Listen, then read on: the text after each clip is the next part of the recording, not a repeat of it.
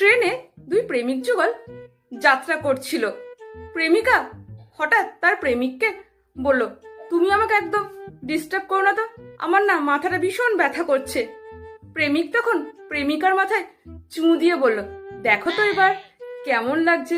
প্রেমিকা তখন বলল, জান, আমার মাথা ব্যথা পুরো সেরে গেছে। তা বেশ কিছুক্ষণ পর প্রেমিকা আবার তার প্রেমিককে বলল, আমার চোখটা না ব্যথা করছে। তো প্রেমিক তখন আবারও প্রেমিকার চোখে চুমু দিয়ে বলল, দেখো তো এবার কেমন লাগছে। প্রেমিকা তখন বলল, আমার না চোখ ব্যথা পুরো সেরে গেছে।